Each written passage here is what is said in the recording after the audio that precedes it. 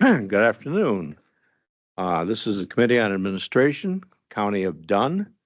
We are meeting here for our monthly meeting in room 5-4 of the, or 6, oh, excuse me, 5-4, not the county boardroom, but in room 60, of the County Government Center here in Menominee, Wisconsin. I do call the roll, or call the meeting to order at this point, and would ask our county manager to call the roll of the committee. Yep. So we have Supervisor Vogel, Supervisor Bashan, Supervisor Bauer, Supervisor Story, and Chair Headland.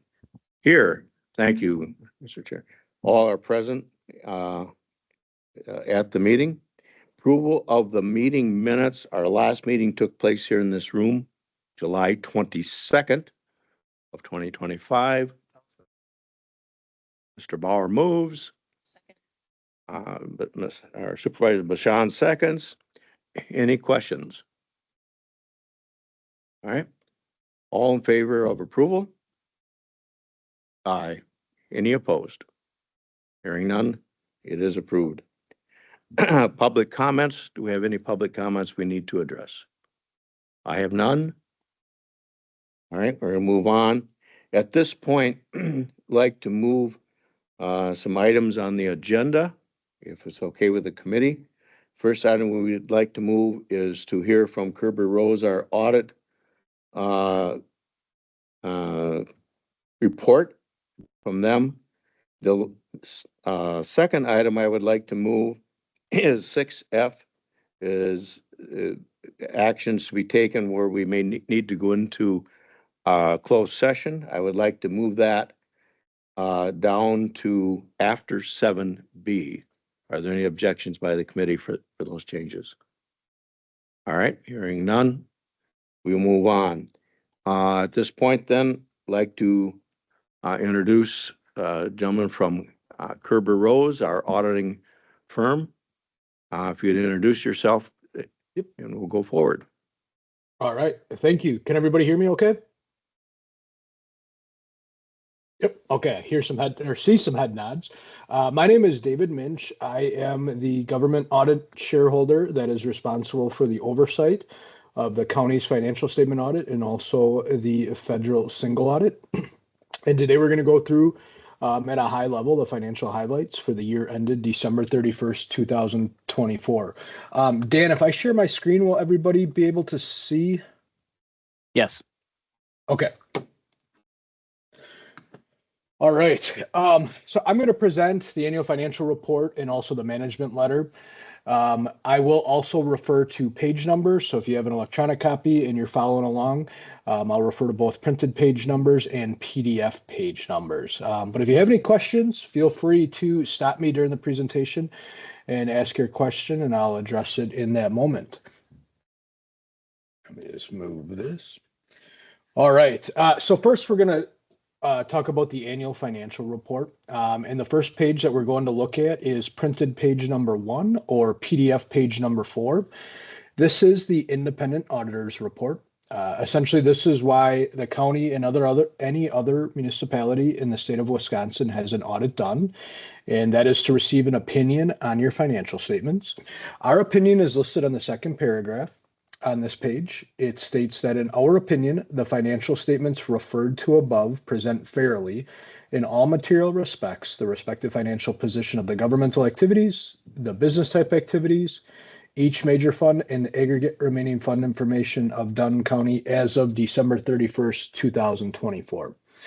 So in other words, this is a clean or unmodified opinion.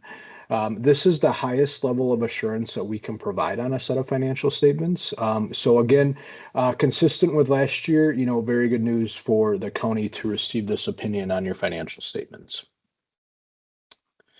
The next page that we're going to jump to, let me mess around. What's going on here?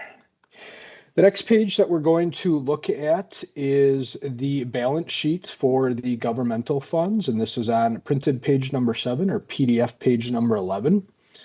Dave, just on this 1 second. So in the room here, their packets, this is actually page 133 of your packet. Oh, okay.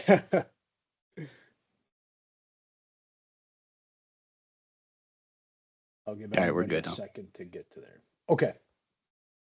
The next couple pages that we'll cover are going to be relatively right in order. So, I think the next one will be 2 pages down. So just keep that in mind as we work through it. And I'll give everybody just a second to get to those pages. But on this page, we have the balance sheet for the major governmental funds of the county and the non-major funds in the aggregate.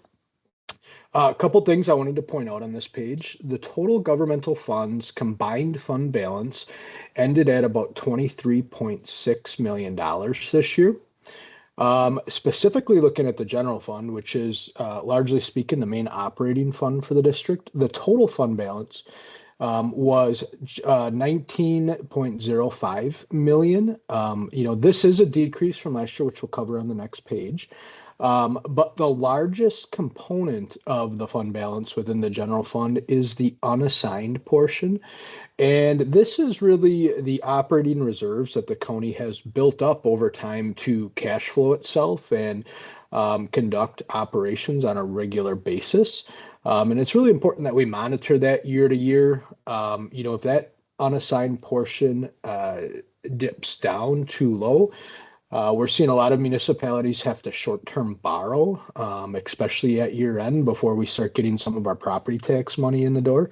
And so one thing we always get asked is, how do we compare to other counties, other municipalities in the state of Wisconsin? And that's a very tricky question to answer because although, pretty much every county in the state conducts or provides the same types of service to their residents, the way that they manage those operations and fund those operations are quite different. But one thing that we can do to really gauge the health of specifically the general fund is by looking at your unassigned fund balance compared to your general fund expenditures. And so if we look at that 14 point almost $5 million in unassigned fund balance compared to the general fund expenditures of approximately 31.9 million, we're right about 45.4%. So that, in my opinion, is a very healthy fund balance. It allows the county to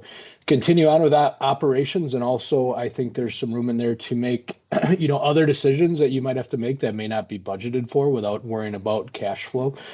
So overall, I think the general fund, as well as all of the other major governmental funds and non-major funds, are in a very strong financial position. So again, great news for the county in that regard. Now we're going to go down 2 pages. So whatever Dan referenced before in your packet, it'll be down 2 pages. It'll be printed page number 9 on the bottom of that.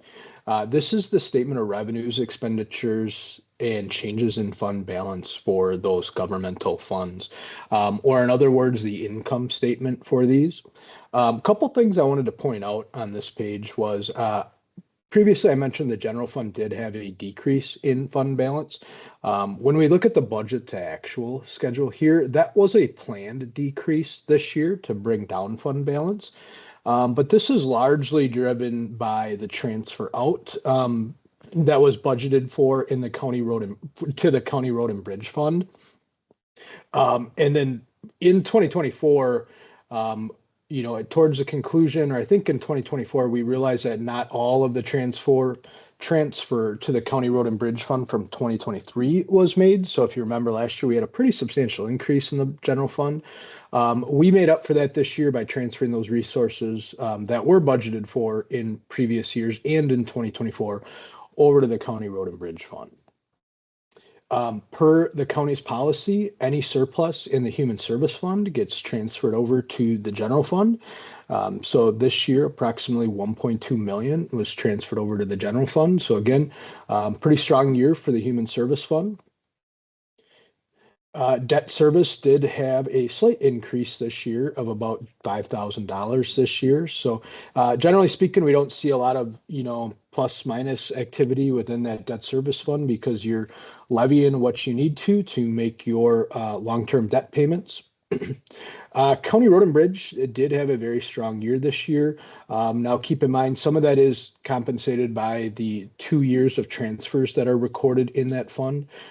This was really the first year that that fund was operating as intended. The county has worked with some consultants to break apart the highway fund um, to now record items in a county road and bridge fund and highway fund. It's a lot easier to really gauge the true operations of the highway fund, which is considered a proprietary fund, which functions like a standalone business in a lot of ways. And so this year, there's about 2.2 million in that county road and bridge fund. There was $3 million in long-term debt proceeds recorded there in the current year for, road work. And again, there's going to be likely some more projects going on in the subsequent year here. But overall, total fund balance was only down about $979,000 this year. And again, that's largely driven by the decrease in the general fund. Any questions on the governmental funds before we look at the proprietary funds? So this is going to be down 2 more pages in your packet. It'll be printed page number 11.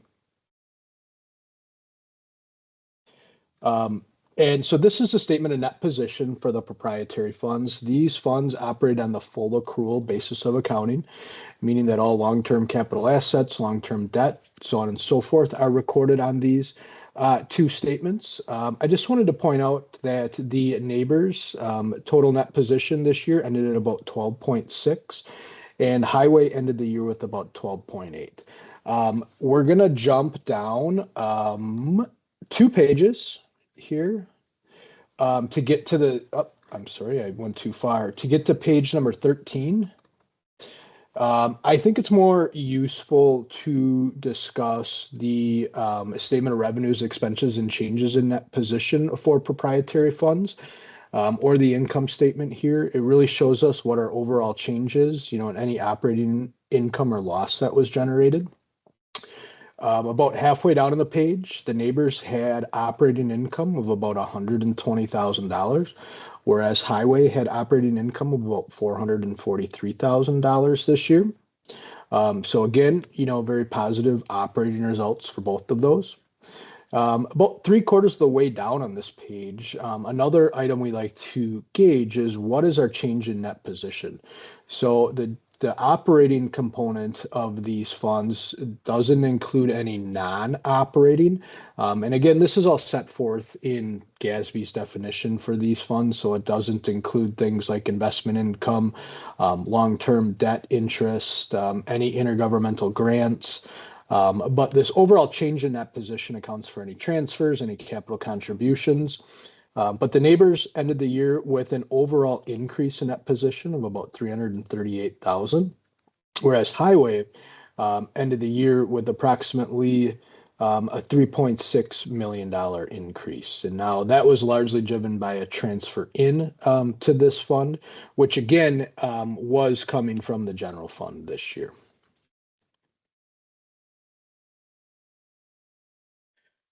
Next, we're going to look at one of the pages in the footnotes. This is on printed page 35. So again, it might take you a little bit to scroll down that far. But one thing I think that's worth noting is looking at the legal margin for new debt of the county. Again, I think this is just another very strong financial indicator for the county. In the state of Wisconsin, you're authorized to incur up to 5% of your equalized valuation of the county set forth by the Department of Revenue. And that means that the county could have approximately $273 million in general obligation outstanding debt. The net outstanding general obligation debt was only about 26 million, which leaves a legal margin for new debt of approximately 247 million. So again, I think this is a very strong financial indicator that the county isn't, relying on debt to fund everything. And a lot of the operations and capital projects are oftentimes funded through tax levy and current operations. So, having that small of a debt or outstanding debt compared to your allowable debt limit again, from, an auditor's perspective or an outside perspective, is a very strong financial indicator for the county. And then lastly, the last page that I wanted to just go over with everybody today is on printed page 51. So again, it'll be down a couple pages. But this is the budget to actual for the general fund. I think this is one of the more useful statements, within the annual financial report. This really, kind of paints the picture for what did we plan to happen this year and what actually happened. Um, we have our original budget, our final budget, and then actual amounts, along with a uh, variance from budget to actual presented here. I mentioned before that the county actually did budget for a loss or a decrease in fund balance this year of approximately 2.8 million in the general fund. Actual was just slightly over that by about $168,000. We did have a decrease of about just over $3 million this year. Again, that's largely driven by those, variances between the budgeted transfer outs to both the county road and bridge fund and the highway fund and the actual results. But overall, I think pretty spot on from a total change in fund balance with the general fund. And again, knowing that the county had a significant increase in the prior year and a budgeted decrease this year, I think just aligns with the projections that management has, anticipated for the current year. Does anybody have any questions on the annual financial report before we jump to the management letter? All right, hearing none. The management letter is another required communication that we issue at the conclusion of all of our audits. For the most part, it is just a general overview of what we did as part of our audit. But let's see here, 4 pages in, I'm not sure what page this will be in your packet. And if you can't find it, no worries. I've got it up on my screen and I'll give you some context behind the findings that we have noted here. But as auditors, we're not required to audit all of your internal controls. We are required to take them into account while we're planning and performing our audit. And anytime we identify an issue, we need to evaluate to see if it meets the definition of a material weakness, a significant deficiency, or simply an other matter. We do have 5 findings to note again this year, which we do consider material weaknesses based on our evaluation. And so these findings, just to add some context, we've been working with Beata and some of the other finance team to, really work through some safeguards and putting controls in place. I think a lot of this is going to come full circle once the county gets the new ERP system up and running. There's a lot of controls built into that. They're doing a very good job at evaluating the processes right now. So I think in the very near future, some of these findings will hopefully be eliminated because I think the right steps are being taken. But the first finding to note is the material audit adjustment finding. Essentially the county has an audit done to make sure your financial statements are presented in accordance with generally accepted accounting principles. And because of that, we have to post certain journal entries as part of our audit to make sure that we're presenting everything in compliance. Some of these journal entries are caused by limitations within the current ERP system. And then some of them are just, to make sure that we're presenting things correctly in the correct period. So we've worked with Beata and some of the other financial team members to really evaluate this.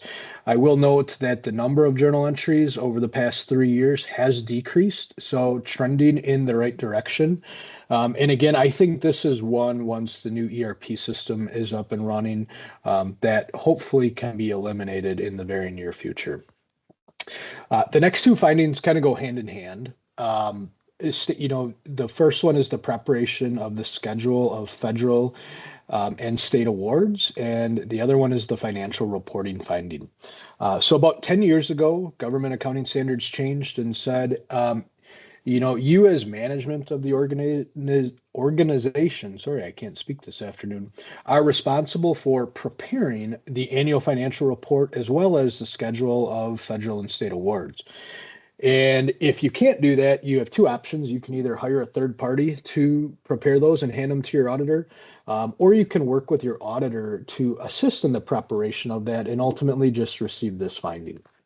And so I would say 95 to 97% of all municipalities, and that's at all levels, towns, cities, villages, counties in the state of Wisconsin receive these two findings. Just from a cost benefit standpoint, it's if you're going to hire a third party, it's going to be costly to have them assist with the preparation of that.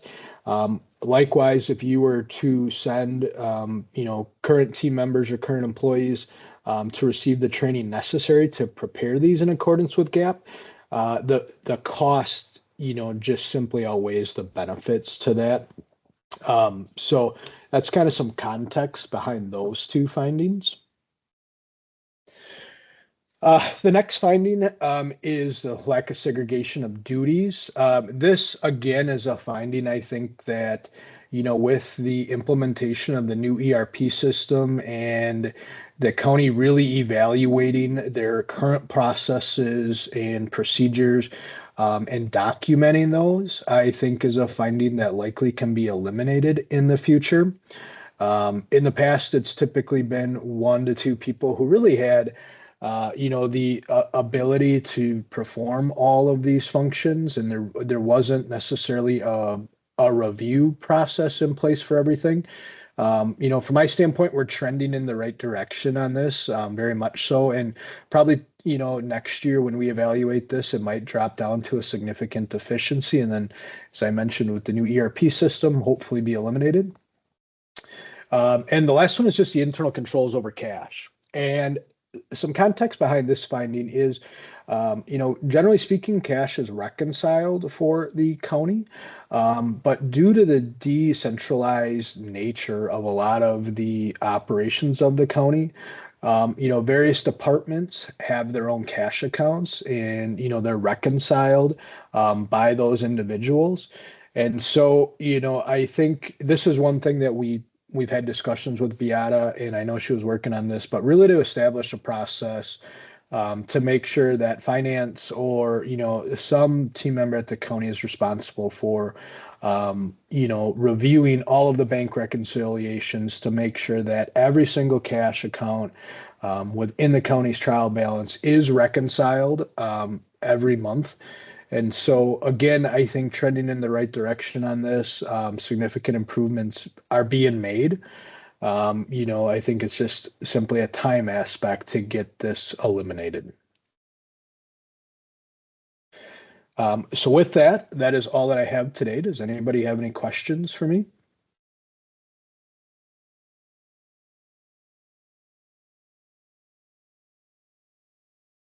Anyone have any questions at this point for Gerber Rose?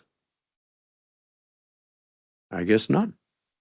Okay, well, if anybody has any questions after that, feel free to reach out to Dan. Dan can pass those along to me, and I'll be happy to answer those for you. All right. Well, have a great rest of your meeting. Thank you. Thank you much. Thanks for the report. Yep. Bye-bye.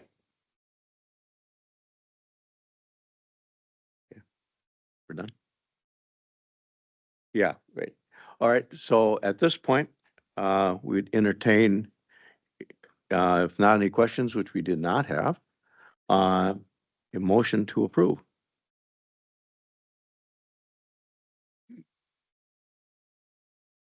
I'll make a motion to approve the 2024 audit by Kerber Rose. All right. Second. All right. Motion by Supervisor Vogel, seconded by Supervisor Bashand. All right. Now, are there any additional questions or concerns? All right. Hearing none. All in favor, aye. Aye. Any opposed? The same. Motion passes. Thank you all. All right. Back to our agenda. Monthly staff reports. We had reports from the county manager, administration department, criminal justice collaboration, our treasurer, IT, our land information office, our corporate counsel's office, our county clerk, and our human resources department. Any questions on any of those reports that anyone would care to bring up? Supervisor Bashan. I had one about Beata's credit card. Okay, and Beata here? Yeah. All right. Yes, give her a chance to get to the podium and fill us in.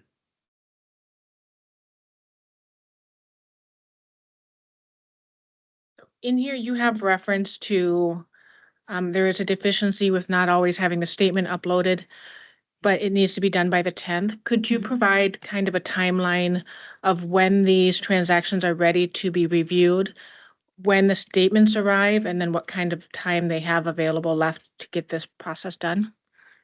Yes, so the credit card statements, they usually close like on the 20th or 21st, depending on it can be on the 22nd.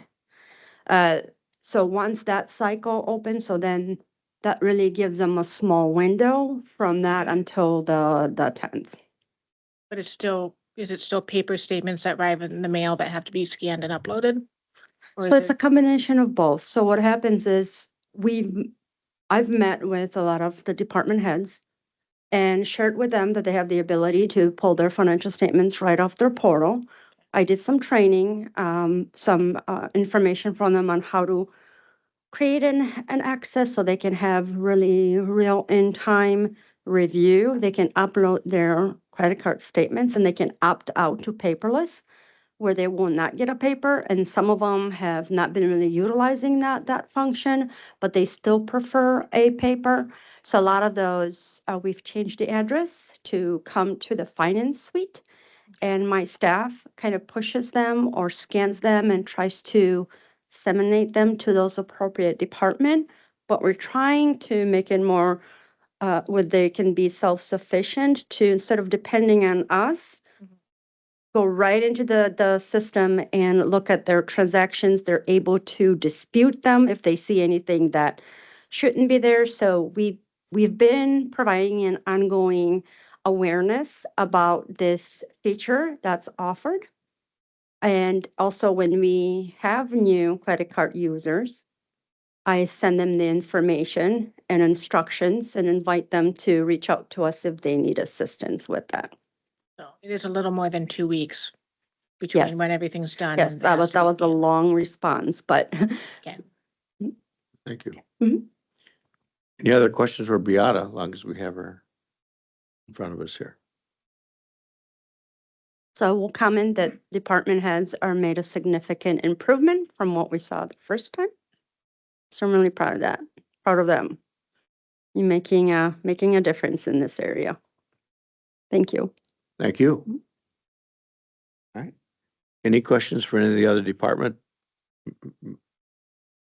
If not, any of the departments have any additional information? There's, go ahead. I'm sorry. Supervisor Vogel. Thank you. I was just curious about the self-funded health insurance. And should we budget that the revenue will cover the expenses? Because it looks like in the past hasn't, and it looks like it's not going to this year either. So I was just curious. All right, we're gonna hear from Jenna. Yep. So when we look at budgeting, so the revenues in that report are the premiums that both the county contributes and employees. When we look at setting like what those premium rates are, we work with our benefits consultant and they recommend what that premium amount should be in comparison to how our claims data is projecting and other administrative costs like our third-party administrator and stop loss insurance and things like that. That being said, it is still that cost of the claims and the pharmaceuticals that happen throughout the year that may be unexpected. And so I will acknowledge that as of July, we are spending more than we are funding in the form of premiums. And so this suggests that we need to increase our premiums in order to fund the anticipated spend. And so that does align with what we had mentioned last night with the anticipated 18% increase. This is largely due to really high cost claims for difficult conditions. I will still say that our direct primary care service, our care navigation, employees are using that. It is saving the plan money. This number would look a lot worse if those were not in place. That being said, it is still both with medical inflation and just really difficult chronic conditions on our membership. So it is, I wish it was a better number, but thank you for asking. Thank you. Any other questions for Supervisor Bauer? Yeah, Dan, I mean, county manager, they're looking for an executive assistant again here. I mean, we started out with just a manager, then we got assistant manager, now we're going to an executive assistant. I mean, how many we, I know you said it ain't gonna affect your budget, but how far down the line does this go? I mean, So I can talk to it now if you want. It is an item for approval Yeah. later. Yeah. Yep. All right. Well,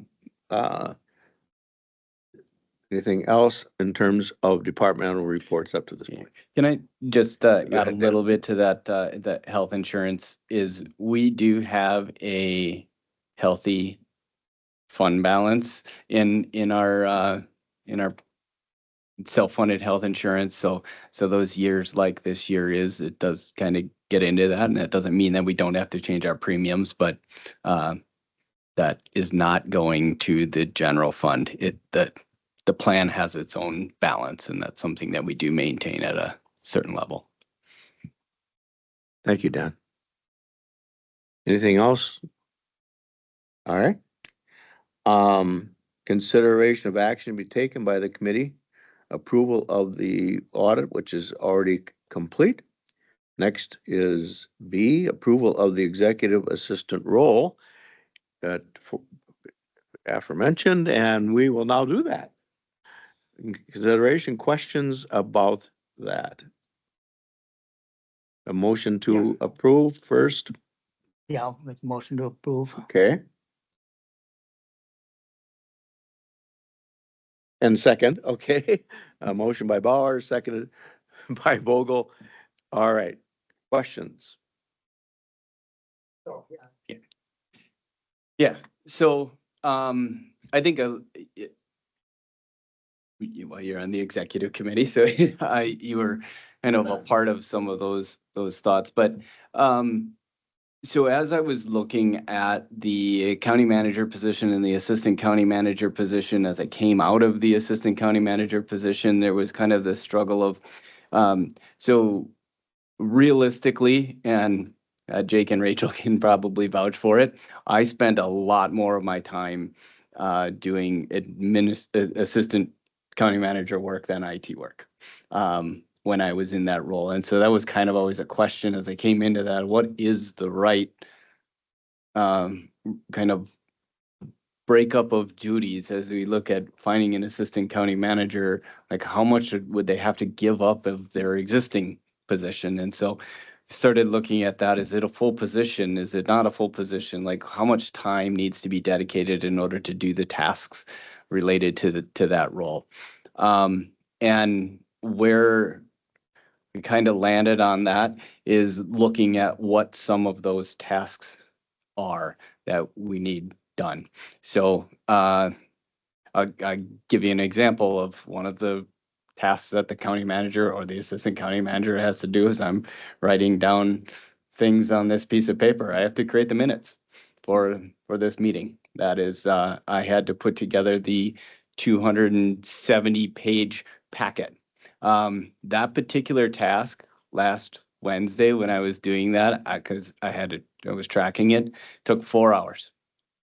Gathering all of that information, making sure everything was there, getting things in the order in order to be able to do that took 4 hours of my day. That was last Friday as I did that. And I guess that's where I look at that. I say, I think you guys pay me too much to do that, right? I don't think that that's why you chose me to be in that position, to be spending 4 hours putting together a packet.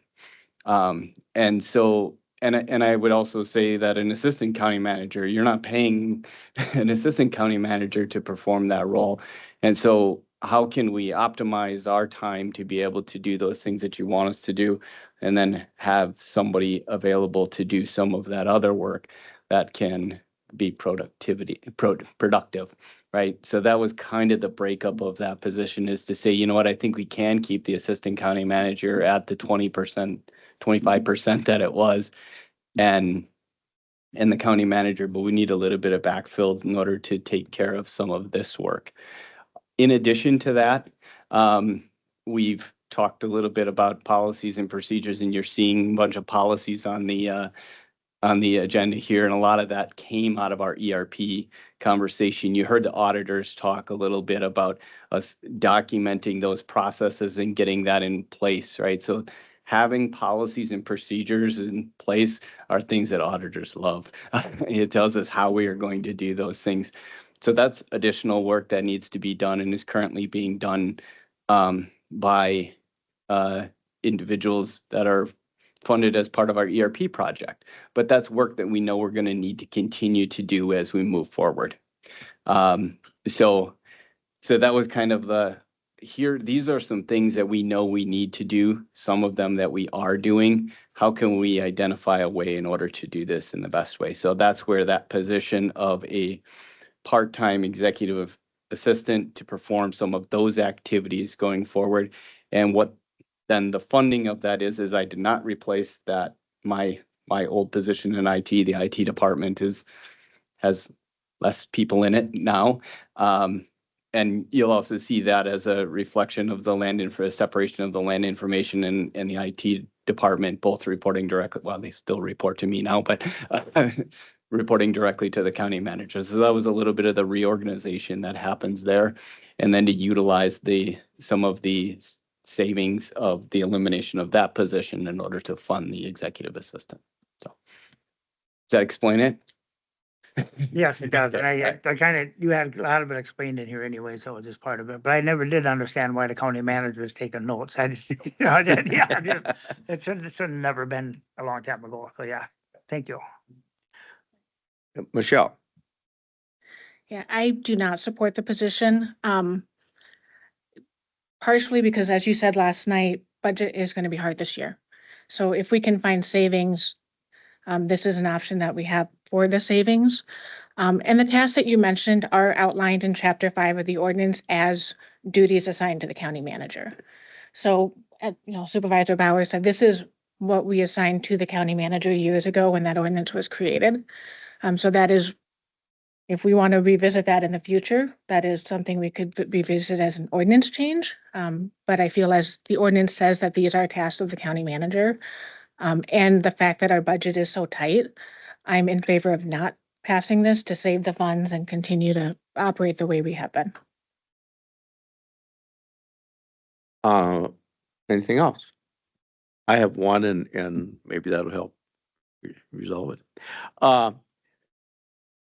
So the creation of this position would be someone that would be just a part-time associate, which would, of course, obviously be much less than a shared full-time associate.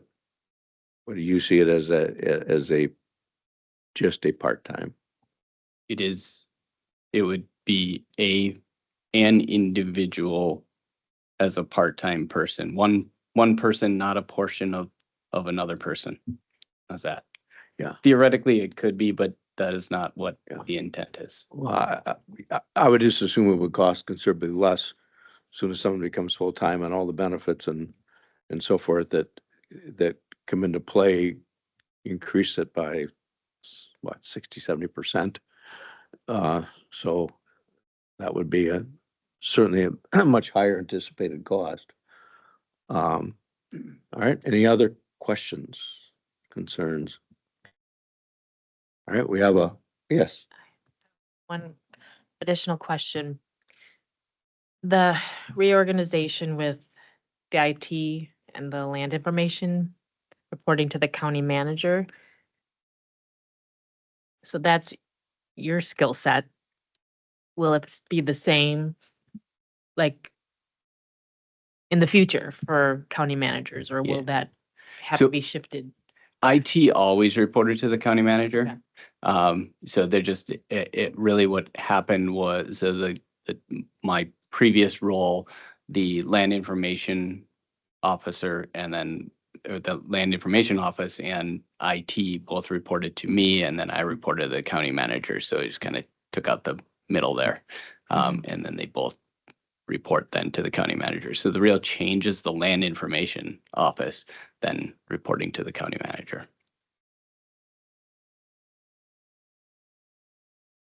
Make sense? Okay, other questions, Yeah. Mr. Bauer? Yeah, so if the ordinance was to be changed, would this committee have to do that? What committee would have, I mean, you should look into that. I mean, if that's part of your job description anyway, I mean, It says that I am responsible for making sure it gets done. Or doing it. There's a lot of things in there that I guess there's a lot of items within the county manager ordinance that are the responsibility of, I don't know the specific section, Michelle looking at me. You could quote better. that if you would like. Yeah. So the county manager shall, in consultation with the chairman of the county board, prepare the agenda for meetings of the board and prepare with the corporation council all resolutions and ordinances to be acted on by the board. And then lower down, the county manager shall write administrative and personnel policies and procedures.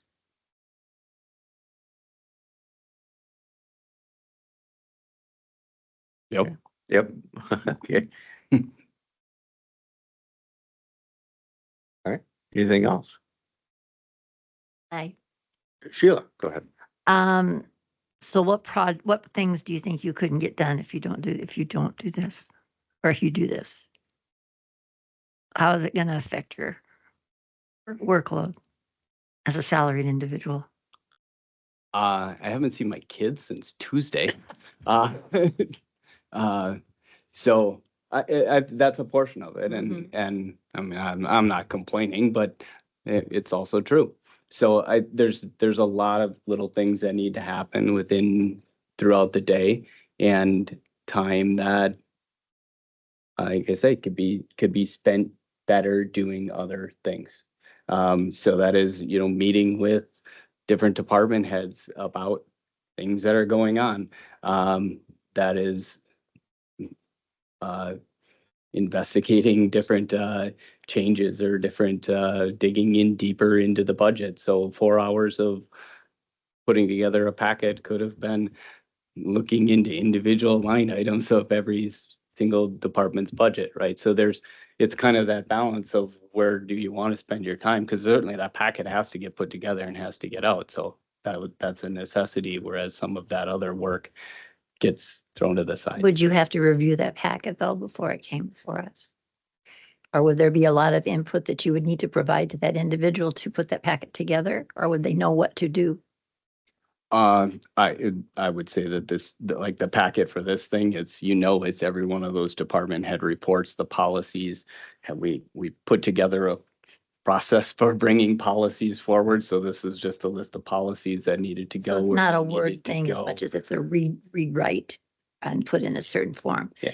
And what other duties did you say this person could do, or how many hours a week would you say it would be? 30. 30-hour Yep. position. So almost a full-time position. Yeah, Or so 30 given benefits. 30 gets them under the benefit level. Okay. Yep. And your office staff, do you have any office staff at all besides you and Jenna? No. It's just you two. No, no, I'm scared. Ms. Bashar. But hopefully as you grow in the county manager role, you could maybe find efficiencies, different processes to do tasks that would speed things up. You really are coming into it at probably the worst time with budget. So you're seeing the brunt of it up front. But I would hope then over time, you'd be able to find those efficiencies to make things speed up and a little bit easier for you. I'll finish what I was gonna ask. I guess Sheila. I'm thinking ordinance driven is one thing. The other thing is I can see your problem. I can see why it might be necessary. I don't know if 30 hours a week would be necessary, but I'm also thinking again, given it's budget time and the fact that we're gonna have to do some cutting, it might look really good that we're not accepting something that you want us to do so that the rest of the individuals would realize that we're really looking at it very, very closely. So I guess I'm thinking I would agree with you in terms of the fact that it's driven by the ordinance. The other thing though is I think it would be an opportunity for you in this position after 6 months to have actually looked at the entire position to see if there's other things that you want to change with regards to the ordinance and other duties so that it could be a more complete summary of what it's like being in your position. Okay, I'm done. Yeah, okay.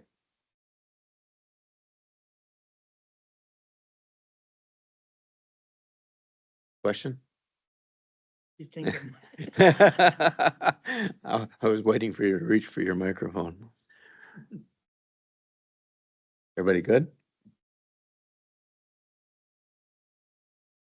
Oh, yeah, okay, Sheila, go ahead. When you were with Chris, did she delegate things to you like this to do?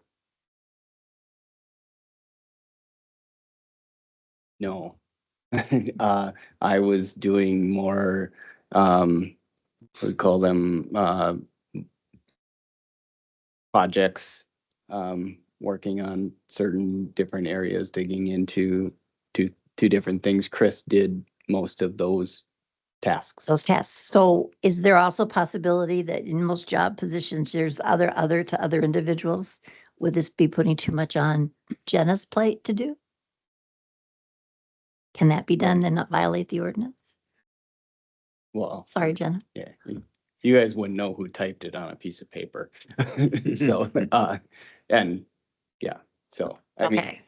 I think that's a balance of, you know, as you look at Jenna's position, right? So you have the HR director and then additional duties that go along with that. So I think I try to be intentional about making sure that she can continue to do that HR role around that. Okay.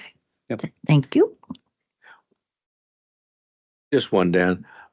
What percentage would you say as things wrapped up with you serving as an assistant county manager, were you actually spending covering those things for Chris?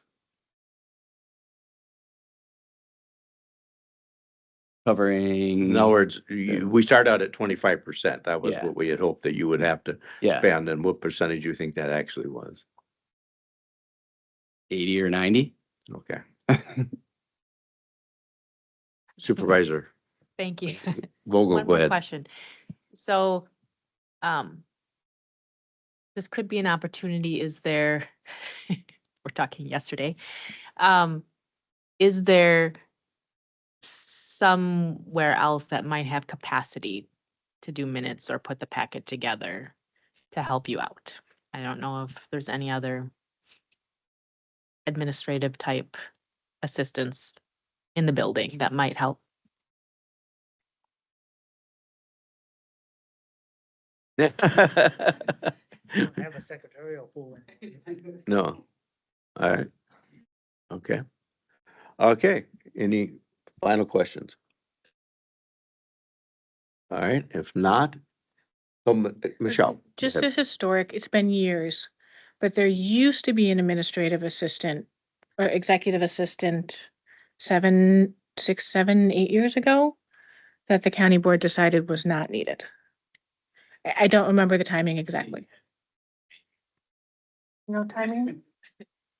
When that was eliminated?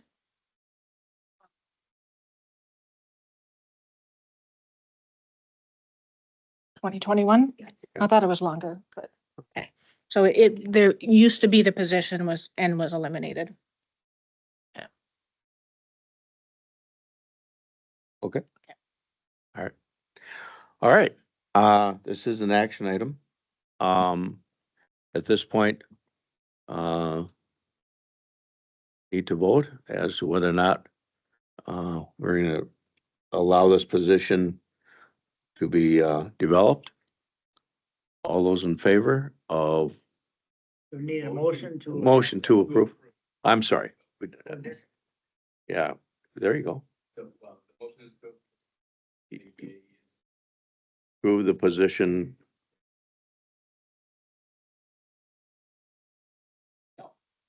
Right, yeah.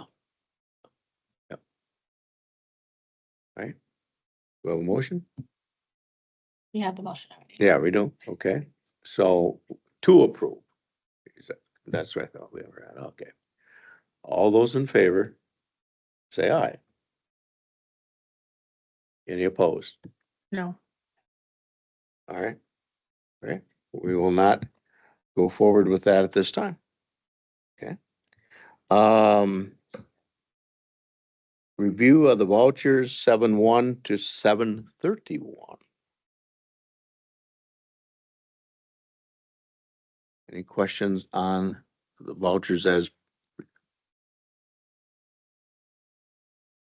I have a couple unless Beata wants to update us first. Okay, Beata is going to fill us in on some areas. Yes, I've highlighted some items I thought maybe you might ask.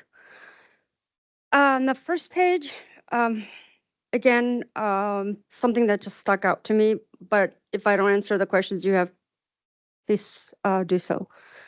On the first page, CJC, those grants, there's a support to City of Menominee. What we paid there was the police transporting, purchasing a Greyhound bus ticket for a resident that needed to move out of town. Some other ones on the bottom of the page, general admin, you see that there's an outreach for $1,500. That is an annual membership for the economic development. That's an annual charge. And then I have like on page 3, I think it's, hold on, page 2, because I'm double-sided. So you'll see transactions like land information, for example, and there's like this government brand shared services. This is actually a GPS catalyst. Is that how our credit card system, how we accept payments? Same company, but they do a lot. A lot, Yep. okay. So we have IT experienced individual here that can speak more to that, but that's an annual transaction. The other one, you'll see that IT grants, there was $20,000 for the CLT Holdings, and that's for the broadband. Also, you'll see on the same page, Corporation Counsel, and there's this SOS office furniture, and it's coded onto a law research. When I met with a Corporation Counsel, we reviewed that. That was a coding error, and I initiated a journal entry fix because what that is, it's a furniture for his new staff. The furniture was really outdated and needed to be replaced. So that's a one-time event. Now, at the treasurer's office, there's again that government brand shared services, and that's that catalyst. But you'll see this all over because there are multiple departments that are getting charged for that. So there's the treasurer, there's the IT, and then there's zoning as well.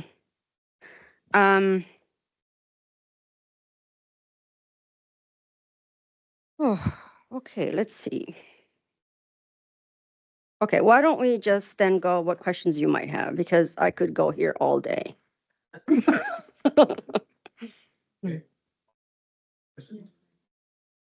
I answered it. I got it. Okay, fantastic. Well, my question is, when we look at the list, Uh-huh. are there a lot of accounts payable that are not on here yet, like in particular for the fair? This is specific for a date range that we paid from July 1st to July 31st. All right, so it may not include everything that is affiliated with the fair. Yes. And I did look at some transactions for the fair, and I'd be more than happy to answer some of the questions that you have.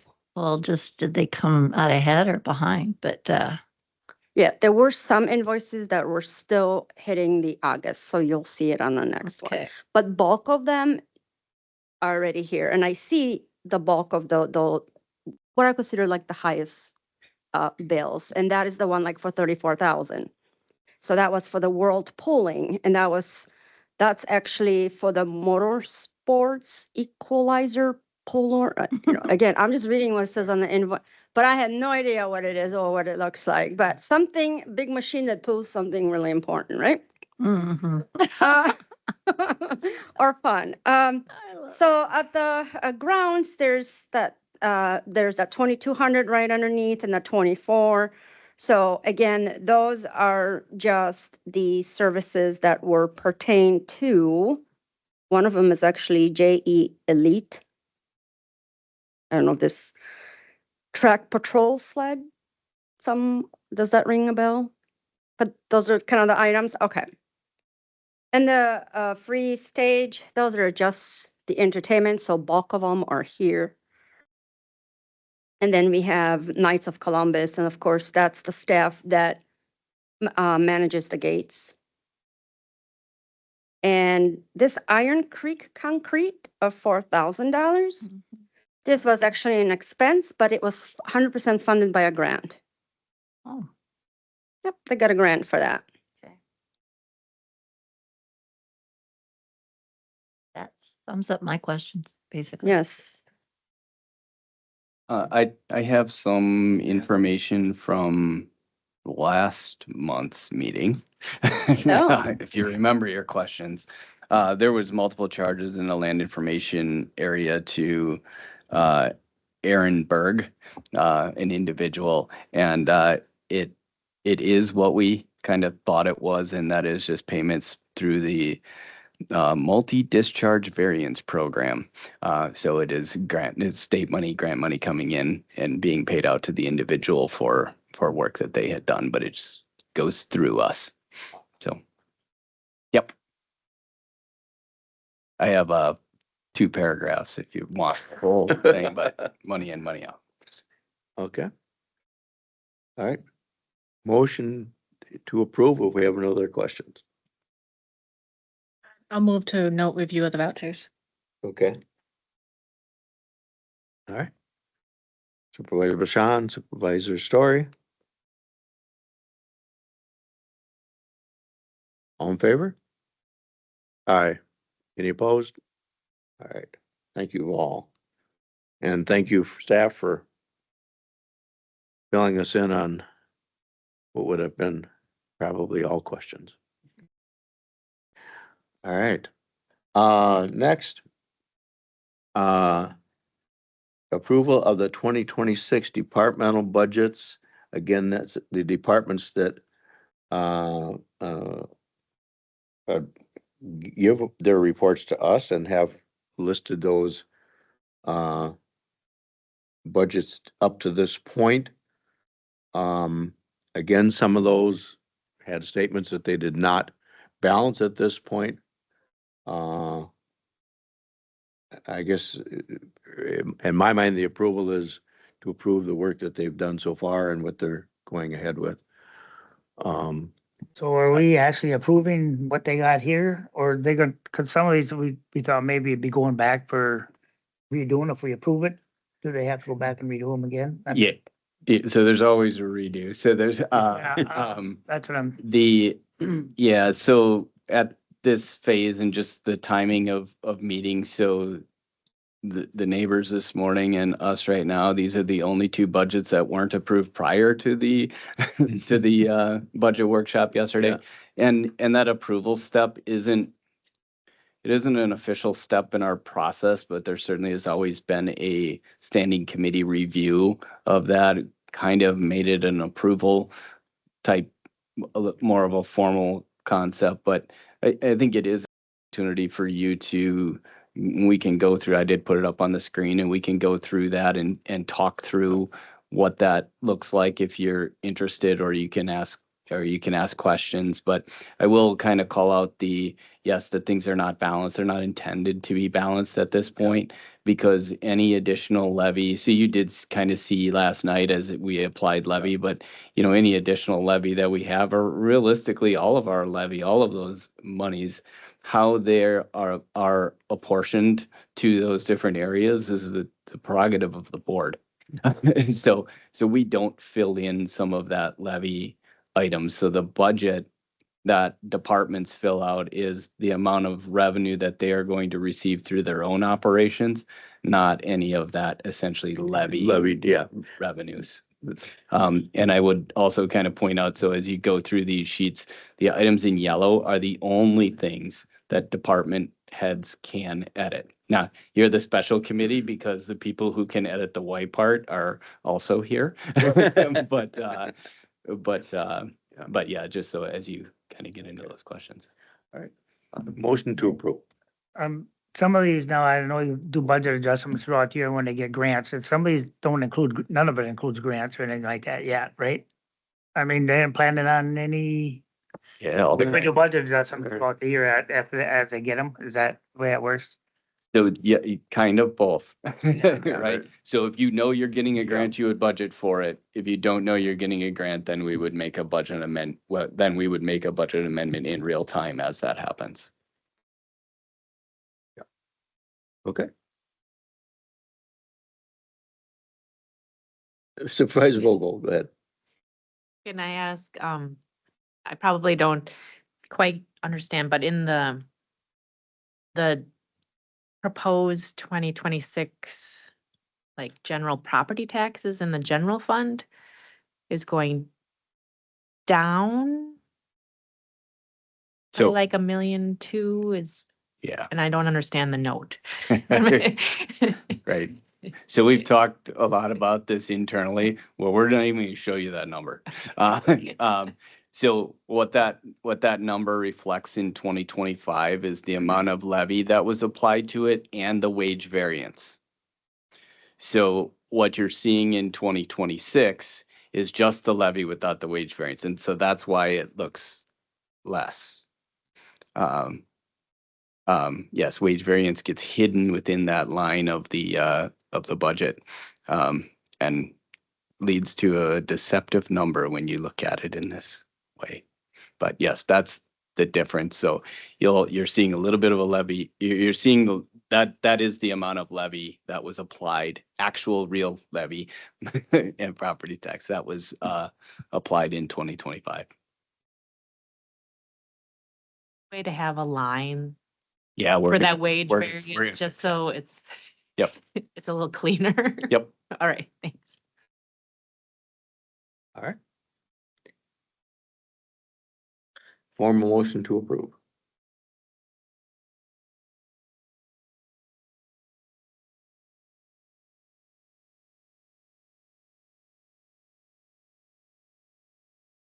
Okay, motion by Sheila, was it?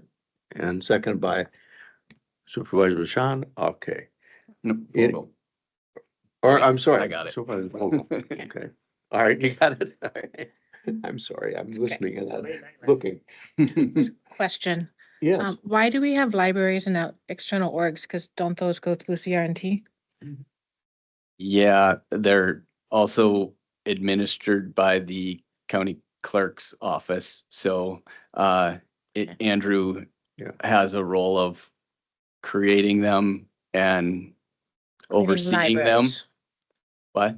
Just the libraries, though, not the external orgs, right? No, well, all of those are, Andrew is responsible for them. And you are responsible for Andrew. Actually, he's elected, but, yeah. So, Yeah. yes, so that's why they are. We do kind of show them in both Right. areas, but yes, that's why. and that number, if you have a question about that shortfall is the fact that because of that complicated process that Andrew talked to us about, where we're going back a couple years, the voice library system is actually receiving that amount less than they received a year ago, according to that formula. And so that's, being we, in our budget, we budget to 100%, is, that 100% isn't gonna cover them, is what we're showing. All right. Yes. Supervisor I Bishop. asked this Jenna yesterday, and I've already forgotten with all the information we had last night. The supplemental wages that we have in here, I don't believe it was enough to cover based on the rate of exceedings from the July reviews. So would that need to be adjusted potentially to better estimate those that may receive the exceeding with the final review?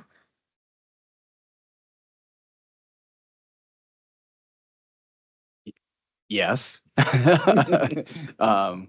We'll certainly have to look at that, and, you know, we'll have pay plan coming here in the future too, about how we kind of go through that. But yes, that would be our expectation, would be that, we would not intentionally budget less than we expect. Okay. Any other questions? I have a lot of puzzled looks here. Any other questions?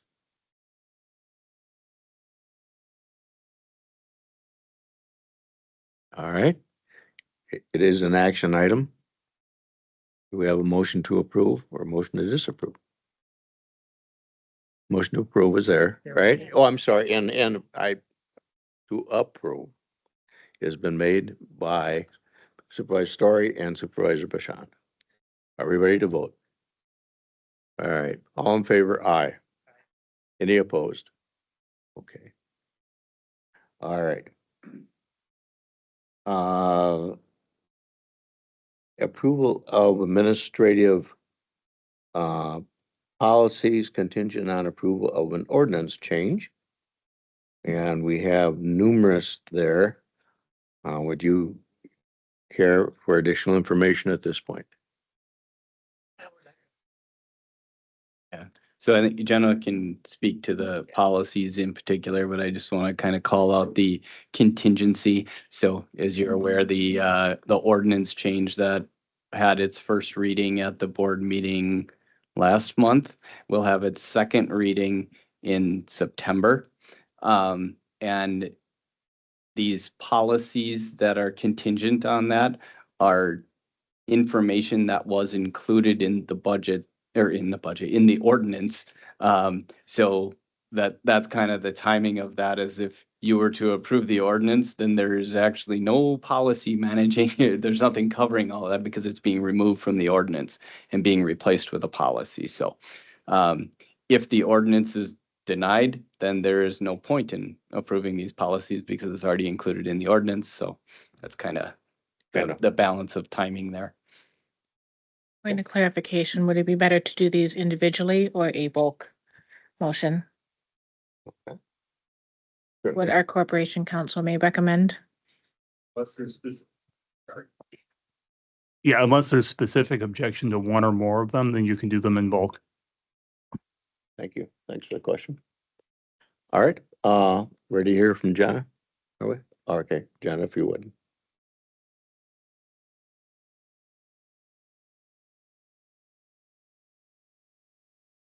Okay, thank you. So just clarifying, we're starting with reviewing the policies that are kind of in alignment with that overhaul or the adjustment to propose chapter 3 that the board will see next month.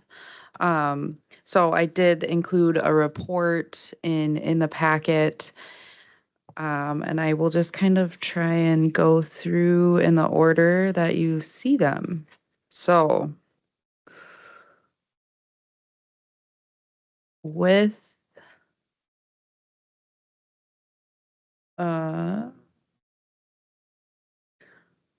got a little bit out of order here, but I'm going to direct your attention to page 81 of the packet.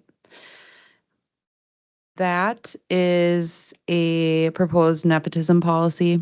So currently in chapter 3, the language around nepotism exists in ordinance. We are proposing this policy so that we can more easily propose updates and changes to that over time. With that language being in ordinance, it's a little bit more difficult to make adjustments to it. But what you're seeing in front of you here is very similar to the language that exists currently in Chapter 3 ordinance. It is just pulling it from there and putting it into policy. Any questions on nepotism specifically? All right, questions? Sheila? Has this been a problem? No, because so per the ordinance language, we make sure that there are no situations where an employee is either hired by or directly managed by a family member. So the language already exists that mitigates this, and we're just looking to pull that into policy and would continue to manage it the same way. Thank you. I would say, I mean, there are times where, not that we don't allow it, but it does impact employees. If you have two people who are related who work in the same department and a management position becomes available, they can't. They are not allowed, well, they would be allowed, but then the other person has to quit in order to make that happen. So there are times where that policy does come into play. We may not actually see that happen, but it is in the minds of people, so. Okay. All right. Any other questions about that? Okay, All right. go ahead. So moving on, page 83. So currently, Chapter 3 has a lot of language surrounding recruitment, promotions, selections, transfers. We are also proposing this policy because the proposed Chapter 3 that you'll see again next month removes a lot of that really specific policy and procedural language. So we're proposing what you have in front of you here so that we are able to update it more frequently. Oftentimes recruitment it evolves and there's needs that require us to respond to market shifts and things of that nature. So we feel that it would be more efficient for us to be able to propose any future changes to this committee and kind of go from there. What questions do you have on this one? Questions?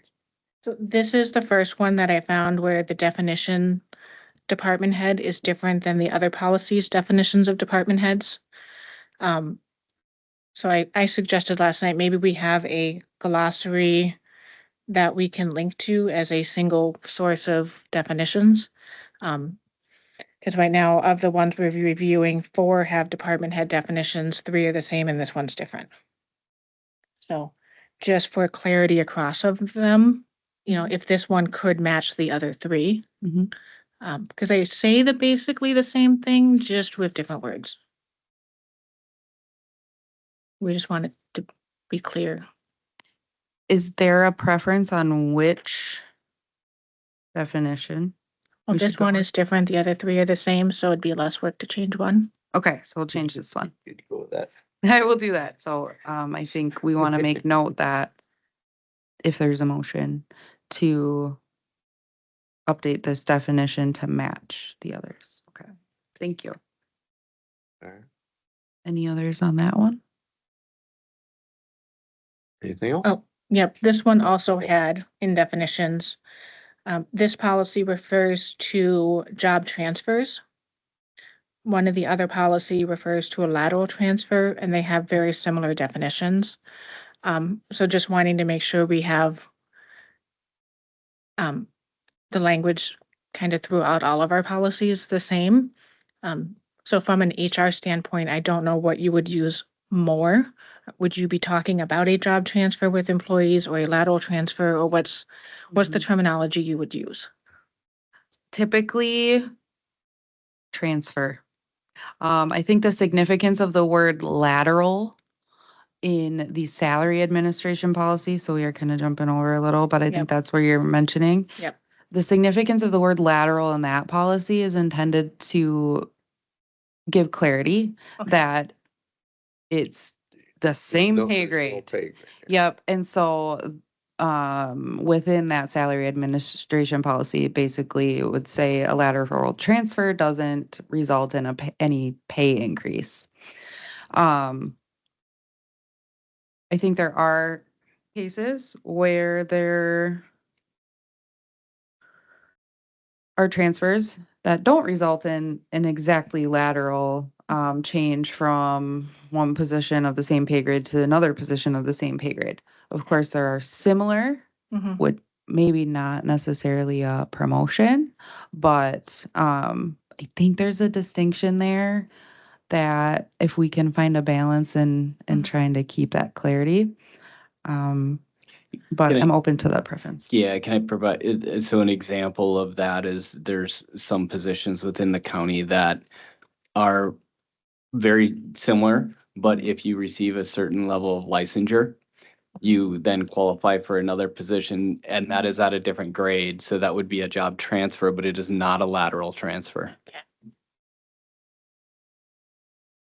Would it, Say, but our job transfer does say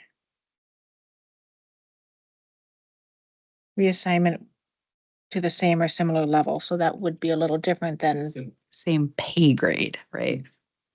okay, Similar, that level of responsibility.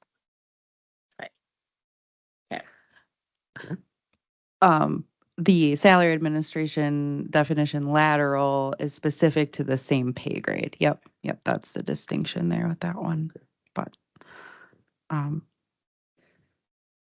anything? Just anything else, Michelle? You good? Okay. Supervisor? No? All right, move on to the next item. okay, the next is the separation policy. Currently, chapter 3 has a lot of language as it relates to, I think it's referred to as termination.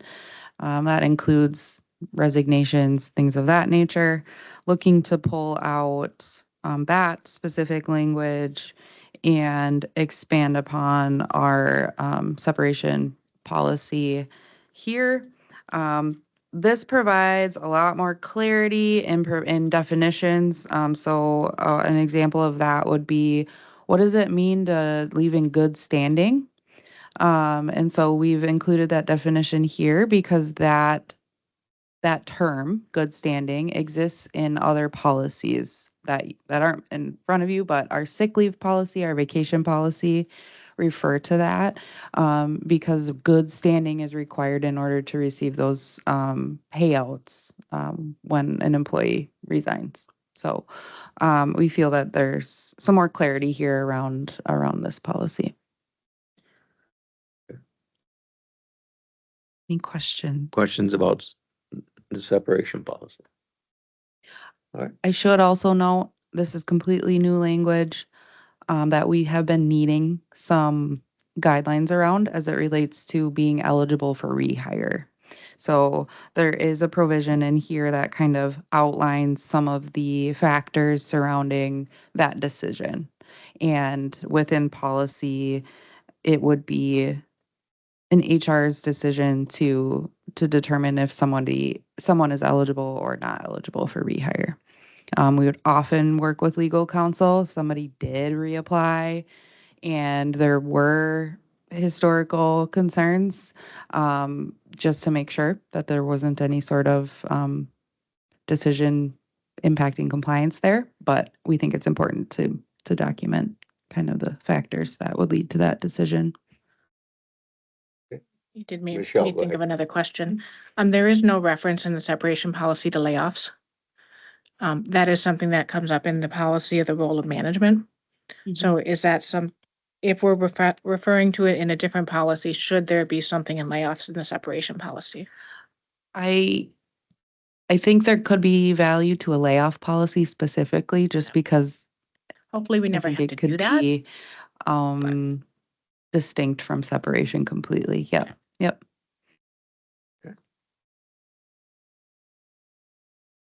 Okay, Okay, make sure I covered everything here. A few of these like are later on in the agenda because they require action on a resolution. So would it be more helpful for me to keep going with the chapter 3 related policies or save those for later? It is the next agenda item now, so. I Yeah. don't want to break the rules. No, I think you're, well, at your discretion, but I mean, there's no real parliamentary issue with covering all of that now. All You of just, it you're now, going to right. have to do two Have to do it, motions in yeah. order to do that. Okay, let's move on. okay. So we had the only impact there is you have to scroll a little bit farther into the agenda. Page 108 is a job titles and descriptions policy. A lot of this language does exist within the current chapter 3. As you might recall, a few meetings ago, when we had proposed our new version of chapter 3, we talked a lot about the process around creating and establishing job titles and things like that. As a result of that, the decision was, or the preference by this committee was for the Committee on Administration to approve new job titles. And so this captures that, as well as looking to bring some clarity to our process for establishing job descriptions and what that looks like when changes are made. That would be helpful for me and our team in human resources because we do work with managers a lot in updating job descriptions and which updates require a pay grade review and which ones do not. And so we think that this provides some clarity around that discussion. And that does tie in to the next policy, but I'll pause here if there's any questions on job titles and descriptions. Questions? If not, go ahead. Okay. So we have our salary administration policy. Again, born out of our proposed chapter 3, intended to give some clarity around how we would handle any sort of grade placements on our wage schedule, right? So our proposed chapter 3 says county manager will propose a pay structure.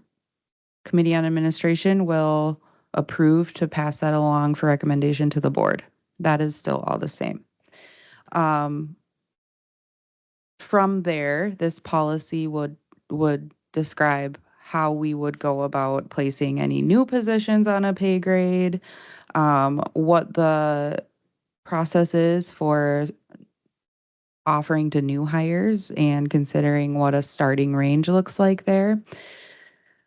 It also addresses with our proposed structure for next year to not include steps. It would give clarity to, okay, where do we start a new hire, right? So right now department heads are authorized to offer up to a step 3. This would establish a starting range within a pay grade. And those would be published with an updated wage grid. And also in how we handle promotions. Something new that we are proposing as part of this policy would be for offers of promotions that a department head would be able to offer up to a 5% pay increase for that. Anything beyond that, the county manager has to approve. And then similar guidelines for what a demotion might look like, down to the level of the reason for the demotion. And then we have our lateral transfers. Again, that's the transfer from an employee in one position to a different position within the same pay grade. And then pay equity adjustments. So this language currently exists in ordinance, chapter 3. And that is basically the mechanism that exists for pay adjustments to take place in the middle of the year due to market shifts or competing job offers or things of that nature. The county manager has that authority to authorize those as it is now. We are just looking to put that language into policy so that we can more easily adapt that as needed, and of course, still subject to committee on administration. Wasn't chapter 3 amended for that? Because in the original chapter 3 that you provided us here, puts it back still on the administrative committee. As an approval and not just an acknowledgement. So I think somewhere along the way, that was amended. I don't know if it was back Not- at COVID time or, Not this item to my knowledge, the creation of a position was when we had gone through it the last time, that was one where the original proposal was that instead of having the board approve it, that the county manager would be able to approve it. This is not that item. That was the FTE, right? Yep. So there was discussion around like increasing or decreasing staffing levels, essentially. That's still staying with the Committee on Administration. The equity adjustments specifically as that exists now in ordinance gives the authority to the county manager to I don't think, I approve. think it was part of chapter 3 originally, wasn't it? Yeah. Today, yep, if we went Yeah, to look, okay. yep, is right Yeah, it is now. right Yep, now. we are just And looking, by ordinance, it was given to the, yep. So just looking in the proposed chapter 3 for that to be pulled out of there and put into policy. Yep. Yep. Also, guidelines on pay grade reviews and putting some more regular emphasis on market analysis and things of that nature. Any questions on this one?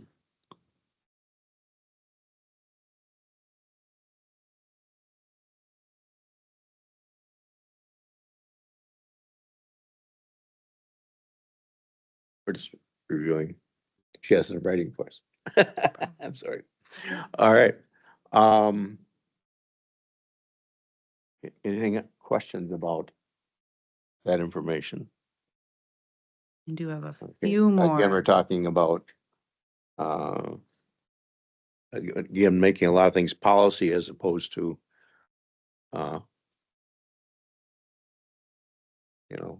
or recovered in policy, I guess, or Mhm. prepared in policy. All right. So that does wrap up the policies that relate to the proposed chapter 3.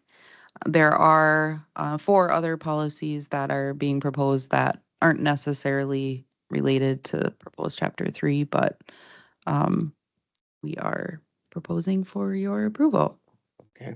And I don't know where that's at on the agenda. So do you, at this point, do you want to consider approval as a committee? So, Move forward. yeah, so as you look at item E or 6E, that has 1, 2, 3, 4, 5, 6, 7 Yeah. policies in it, so not all of them. Did you go over the role of management? No. No, Mm-mm. so the role of management would be there. So the distinction between the two, obviously, so a few of the policies are going to go to the full board for approval. And so like specifically the salary administration one that we just talked about, excuse me, that policy, it is changing some approvals from the full board to the Committee on Administration. So, you as a committee do not have the ability to, to make a policy yeah, that tells like- the board, no, you don't get that You anymore. get to do it. right? Yeah. So that's gonna go up there, and then the job titles is also another thing that there's portions of that that the board had approval for. And then the policy on policies, which is something that is a policy that was approved about a year ago. This is just a little bit of a cleanup. So there's no substantive changes. It's just, I don't believe there is there? Well, Let me know. Yeah. all right, So I'll keep going. I think with the HR related policies, they are agended in the same section. if That's okay. all right. Because I know that there are some questions. So let's start with the attendance policy. That starts on page 79 of the packet. So currently, we do not have an a countywide attendance policy. So this is really a starting point here at Dunn County for us to have a countywide attendance policy that would apply to all departments. Because we have 20 plus different areas, it'd be difficult to have kind of that more traditional attendance policy that you would see provide really specifics about absent 3 days in a row is written, so what we are proposing within this version is that it requires there to be specific written attendance expectations at each department level. And we feel that this works because of the amount of variety across department to department. And so this is basically establishing that expectation for department heads to be clear about their attendance expectations. And with that, would still have oversight in HR over what each department's attendance policy would be and try and ensure that there's consistency and fairness applied. I know that was a question. And so, that being said, this is pretty bare bones to allow for that flexibility across each department. And that was my concern, coming from basically all private sector, but some very large corporation, private sector employers, and corp counsel also, that you don't want to create a situation where somebody can say, well, if I would have been here because my sister or my cousin or my friend works in that department, that wasn't as serious an issue or violation of attendance as it was considered in this department. And that just opens a door to all sorts of legal issues when it comes to fairness and treatment of, I mean, it seems little, but people will find how to play a system if there's any parts of the system that are not consistent. The flexibility is important, but only to the point that it's necessary. I guess that's my feeling. If there's some necessary flexibility each department needs, make it work. And certainly there's scheduling and all that is, are true factors that need to be considered. But whenever language can be consistent throughout, I think you as personnel and management and corp counsel would find that it's much easier to contain any issues because you have the policy to back it up. Yeah, and I guess that's what's important to me is that what we create gives you, we want to create policy that gives you the ability to be the best management team out there. And the best management team out there is a team who exemplifies true equal treatment. And so, yeah, that's my statement. Past experiences, I've been in the middle of it, and you soon find that you don't even notice some of those things. If I could give an Okay. example, real life right now. So our neighbors, of Dunn County has their own attendance policy already. And that is very specifically tailored to them being in a healthcare setting, including down to the detail of if you have gastrointestinal symptoms, you can't, 24 hour, I think there's, Yeah. so also they have that more specific, 3 absences or more, you get a written warning. And so that applies to them because they are 24/7 operation, right? Um, and I can definitely see the concern, if there's attendance related disciplinary factors going on for a neighbor's employee compared to a different situation in, let's say, administration, right? Yep. And that's where it's not always apples and apples, and that's where it's tough to really kind of put a number on that. But I'm certainly willing and happy to try and find some more specificity in this policy if that Yeah. is what's Well, desired. and I don't, don't want to get wordy Mhm. either, because that causes the same issues. Maybe Jim can fill us in a little bit. And unfortunately, I've dealt with situations probably much like yours. And I think once we work with the department managers to develop a attendance policy, which can have some flexibility between Yep. departments, we're also going to have to train on what is an excused absence versus an unexcused. I found that often was what caused the litigation. And I'm thinking of a specific case from the boyfriend, girlfriend traveling in the same car, got delayed by a subway in Chicago. And the one manager is very strict, the other one's not. One gets fired, the other doesn't. And of course, there were some protected category issues involved there as well. And so, yeah, I plan on probably doing training during one of our department meetings with staff, just so they kind of understand what the parameters or rules or Yeah. that will be involved with their attendance policies. Okay, thank you.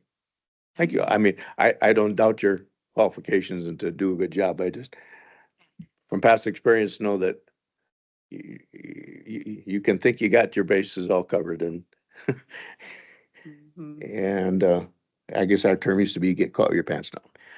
But anyway, thank you. Thank you. Okay, so I'll move on with timekeeping. So this one gives some more clarity around, so we have, oh, sorry, I was front and back. I'm like, where'd the rest of my policy go? Time entry requirements and our rounding rule. So currently, time entry, so let's say somebody clocks in at 8:02, that's gonna round to 8 o'clock for the purposes of, time keeping and payroll. So that gives some clarity there, as well as trying to mitigate any sort of manipulation with time entry and mitigate that buddy punching. And this really aligns with kind of giving some clarity ahead of us implementing the new timekeeping system in the spring. So, any questions with that one? Okay, we're getting through it. All right. Next one being hours of work and work schedules policy. This is an existing policy that we are just looking to provide, kind of make more clear in how breaks are administered, as well as how work schedules are assigned. And so, the biggest change with this is breaks that are scheduled during work hours. Currently, we have a practice that, and within policy, that requires employees to take an unpaid 30-minute break. They also earn 2 15-minute paid breaks if they work a certain amount of consecutive hours. We are looking to try and give some flexibility to departments in either requiring or not requiring that unpaid 30-minute break. We think that's beneficial in some areas because that lessens an employee's workday by a half hour if it works for the business operations of the department.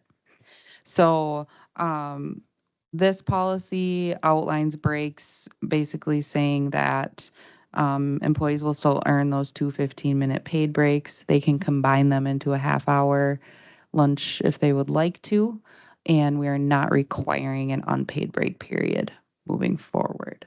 They can still have it. You know, the manager can still work with them to provide an unpaid break period, but it's just not required in policy. Okay.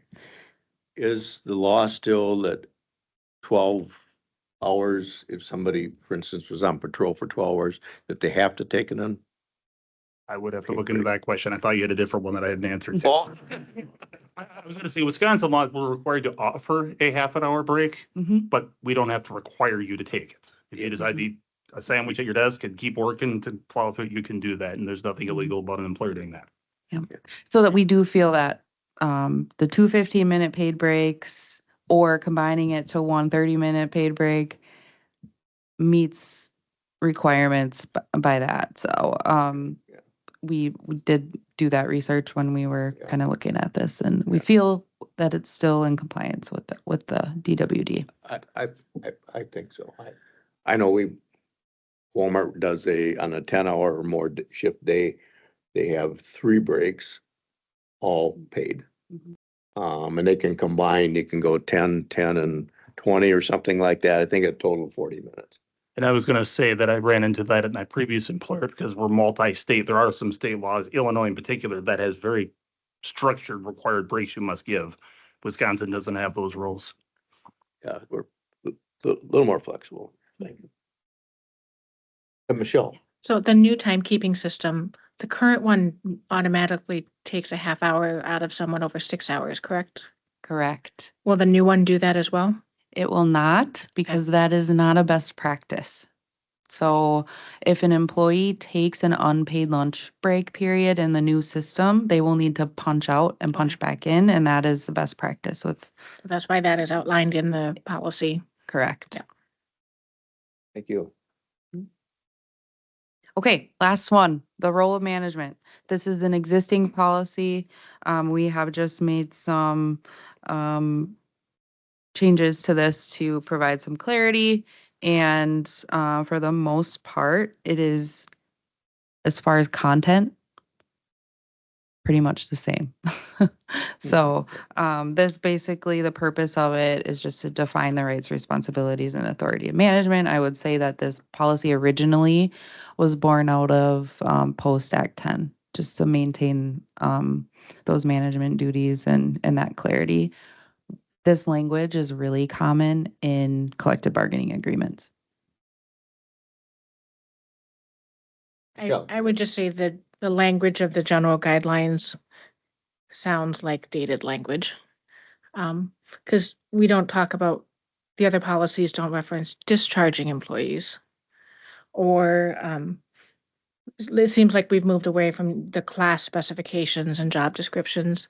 So I'm just wondering if it's worth updating that general guideline language to match what are kind of updated languages in the policies. Like H, introduce or improve methods or facilities. That seems like introduce a way to do something, or facilities like building stuff. Like it all kind of seems smushed together. So I don't know if it's, before we approve this one, if it's worth going back and looking at those guidelines again, just because this was from 2011. So modernizing it 14 years into the future. Sure. So. We're kind of in an awkward in between, right? Because we are proposing new policies here with more recent lingo. And then we still have our existing policies. So I think that's Because a good if we point to didn't mention. do anything with this one, it is an existing policy. Yep. So. Yep.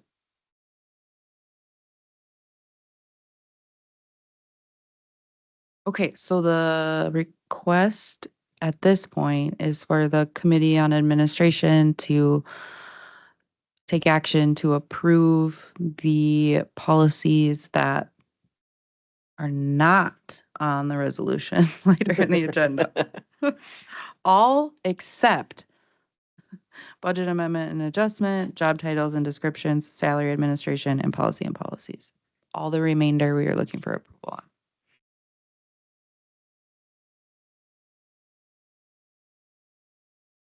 Sheila? I would make that motion. Okay. Thank you. Are you motioning for all of them? All of them except, yes, except the ones that, So the one's recognized in 6E I through VII.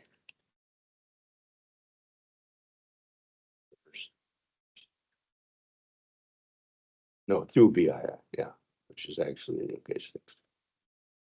So it would be attendance policy, nepotism, recruitment, selection, transfer, promotion, separation, timekeeping policy, and hours of work and work schedule policy. Is that correct? And And the role of man.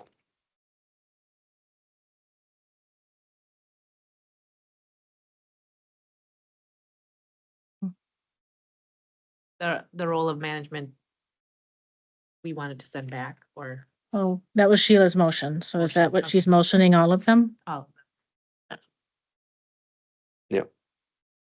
Okay. And second by Mr. Bauer. All right. Any further question? I'd like to offer an amendment to the role of management policy be tabled for review of the general guidelines to be addressed at future meetings. Is that what I'm doing? Yeah. Yes. No. Can I, to a motion could- to amend the motion to remove that last one. That would be the way to go Yeah. about it, yeah. You can table a motion, but you can't table a part of a motion. So removing the role of management policy from the original motion. Does that be approved by the original? Yeah, that's all right with you? Okay. Well, you need a second. It's an amendment. so An you need a- amendment, so. You need a you second to that to the amendment. Yeah. And seconded, okay, all right. So amendment made by Supervisor Bashan, seconded. All right. Now, we need to go back and You vote the- on whether or not Vote on the amendment. the amendment itself, Voting to not do the role. of not, management. not do that part.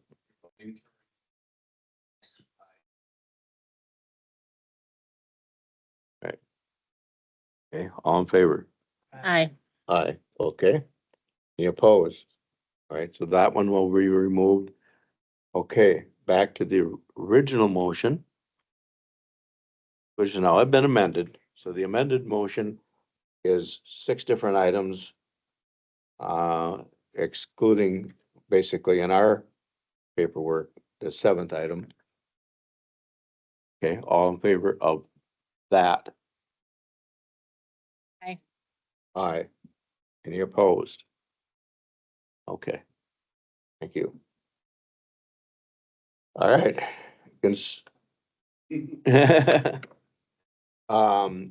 We're gonna skip over F, go down to 7. Consideration reports, resolutions, ordinance to the county board from the committee. Approval of administrative policies, budget amendment and adjustment policy.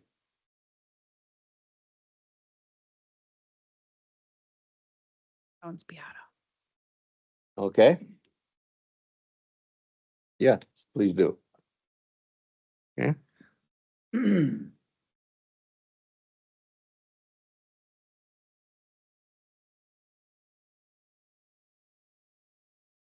Yes, so the intent of the budget adjustment and budget amendment policy ideally is to distinguish the difference between the two and also to identify the approving authority based on budget amendment in a nutshell is really changing what was already allocated or adapted, which then requires a county board approval. We are increasing or asking for more or authority of expenses.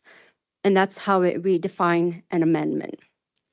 An adjustment is making changes, but it does not change the overall adapted budget. So then it defines, then where does it go for an approval between, yeah, at what level? And I don't have it in front of me, so I apologize. It's on my Sure. computer. But if it's a budget adjustment, there is one that we call departmental and intra-departmental. So that also differentiates who would be approving those and not necessarily be included in the county board agenda. So in the last couple times, I've been trying to rename those resolutions as I've been sending them over that are budget amendment. It's also important that we centralize that process and there's consistency on what is truly a budget amendment versus budget adjustment. And that gets vetted through the CFO or the finance to make sure that's in compliant before then it goes to the appropriate parties for the approval.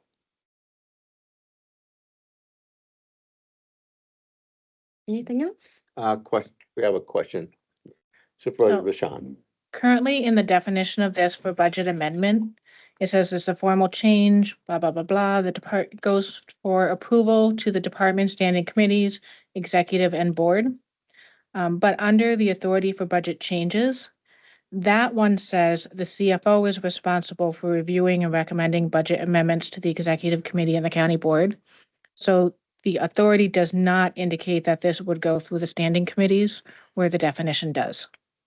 So is the intent for things still to go through standing committees?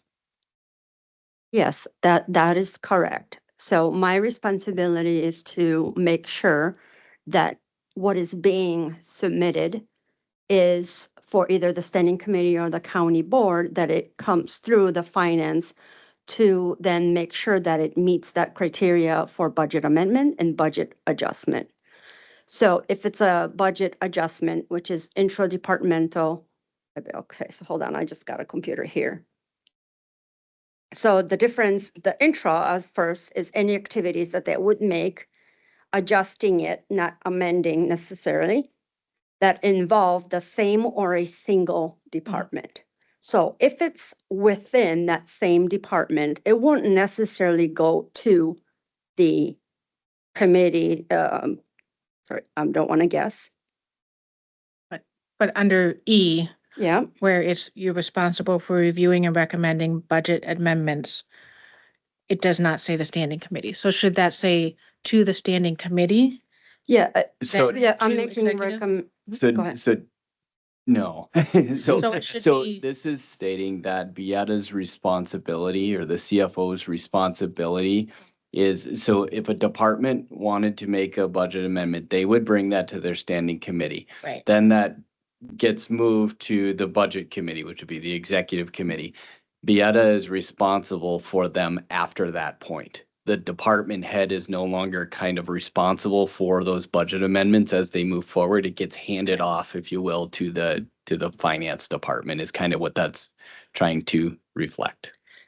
It seems just a little ambivalent to me. So maybe if it said reviewing and recommending standing committee approved budget amendments to the executive board. Because the way it's written, it doesn't have to necessarily go through the standing committee. Yeah, thank you for the feedback. You have it printed.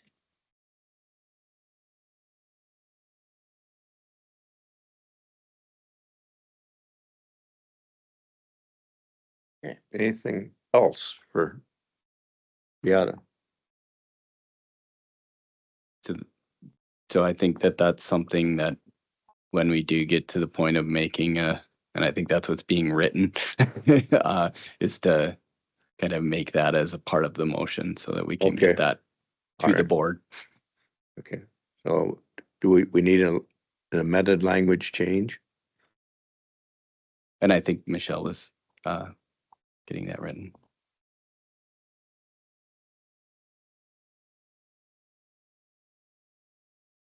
We need it as a separate amendment. You don't have a motion right now, so No, we it don't. can just So be we a part of can- we the can move motion. until it- All right. I would like to make a motion to approve the budget amendment and adjustment policy, editing the authority for budget changes, number E, to the Chief Financial Officer, CFO, responsible for reviewing and recommending standing committee approved budget amendments to the Executive Committee and the County Board.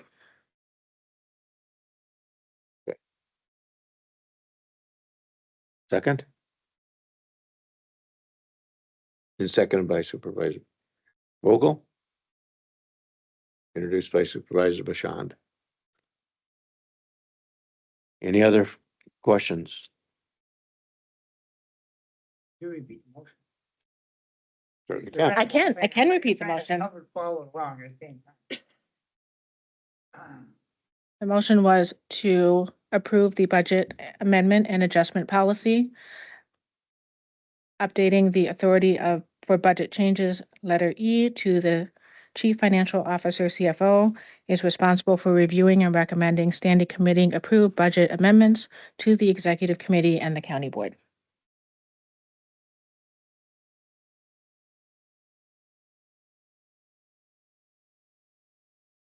Added just 2 words.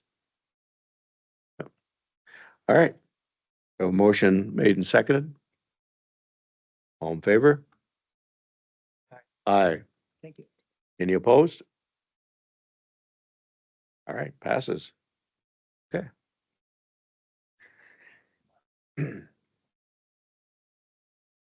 Okay,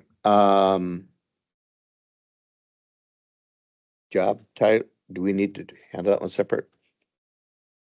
Approval of job titles and descriptions, that is contingent, so we do we want to approve to move it on?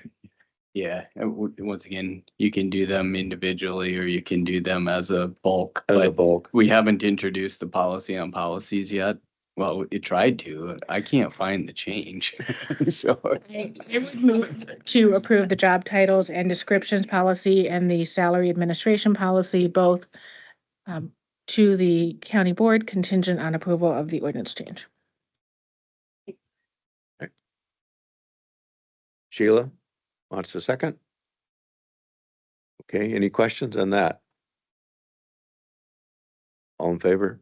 Aye? Aye. Any opposed? All right.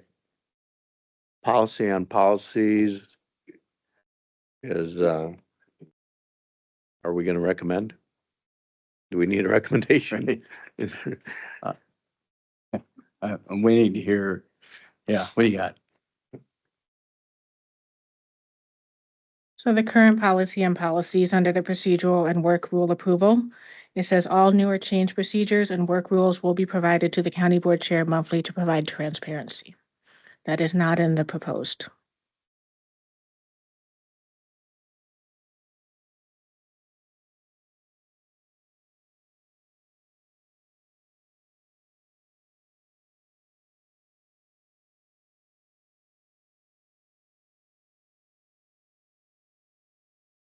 Where was that again? Oh,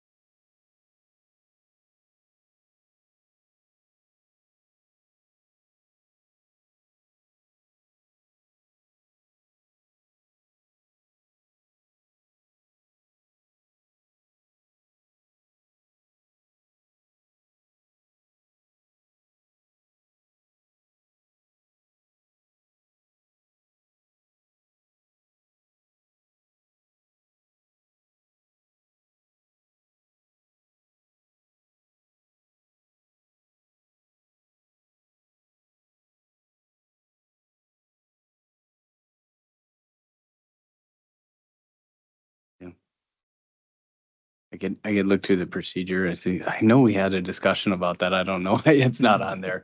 I know Kelly doesn't really care to see them, but I told them we would provide them. For So, future yeah, county yeah, board yep, chairs and transparency for.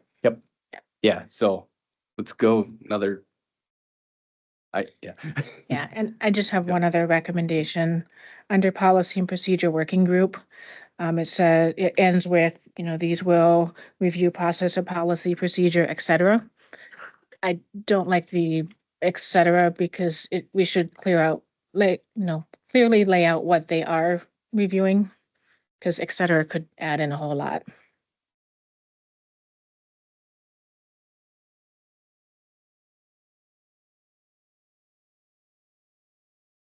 Well, that's also responsible officer has the et cetera.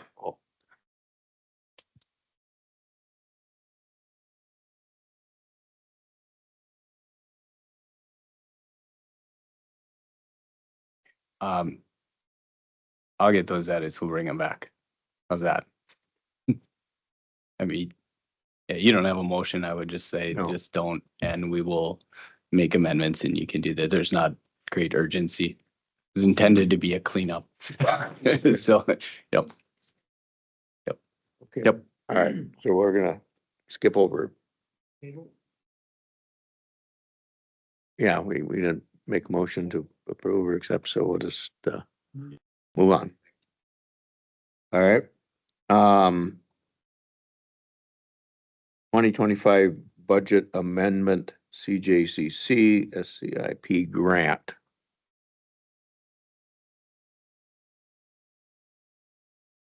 All right. Motion to accept, move on. Motion by Bauer, second by Bashand. Speaking to. Good evening. The CJCC was awarded a state Department of Justice State Crisis Intervention Program grant. And this is federal money that comes down to the state to really reduce gun violence and suicide deaths, so unnecessary deaths. And these grants were very specific to community partners being the lead agency. So Wisconsin Milkweed Alliance put a proposal together, and that was endorsed by the CJCC, and we submitted that application for enhanced mobile peer support. WEMA provides peer support services and has a drop-in center in the community.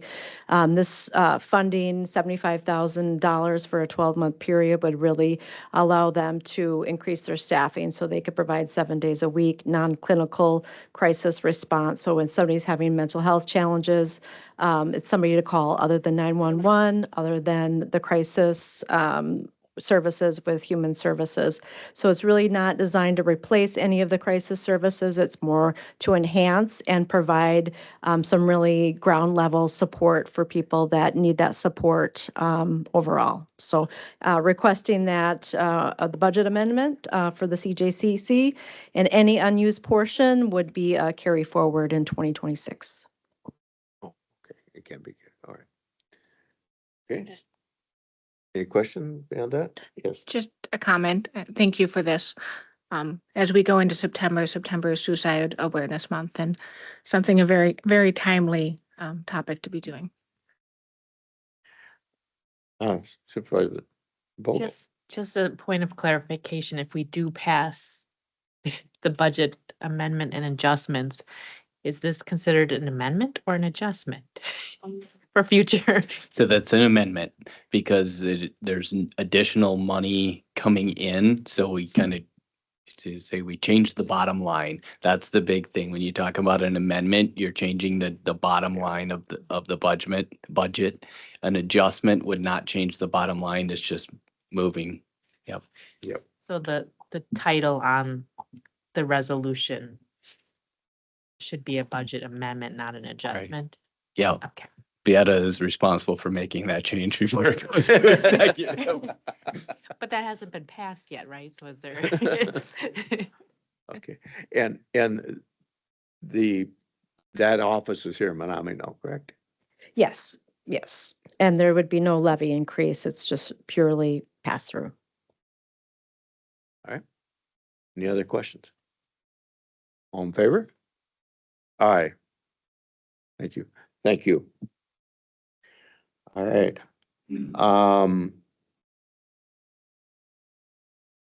Now we're going to go back to item 6. what was it here? F. There we go. It's F. Consideration of agreement. At this point, we would need a motion to go into closed session. All right. And seconded by Supervisor Bashan, made by Supervisor Story. We now need a roll call vote, unanimous, to go into closed session. Right, so you can do a regular Oh. voice vote like you do. If there are any nays, then you have to go to a roll call vote. All right, okay. All right, all in favor? Aye. Any opposed? Hearing none, we have a unanimous vote. And we will now go into closed session. All unnecessary people, I would ask to leave, and thank you for being here.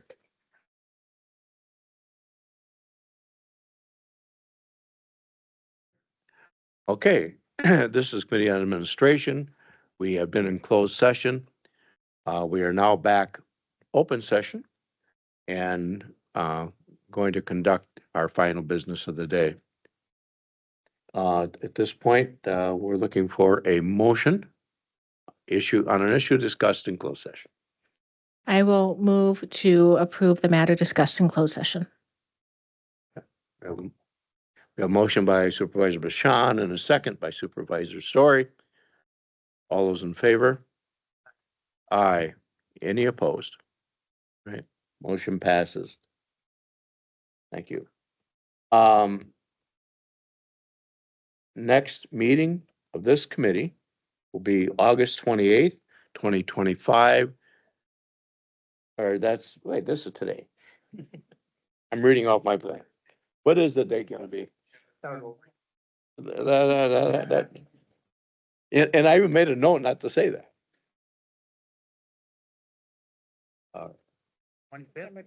September 25th of 2025, 3:00. Without any changes, we will be here again in room 54.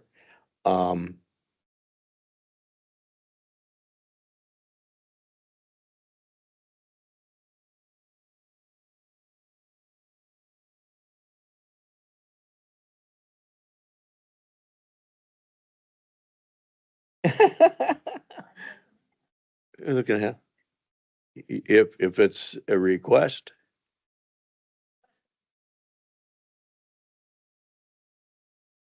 Okay. All right. Okay. So we will review our future meeting dates, not to land on any of the holidays. All right. We are adjourned.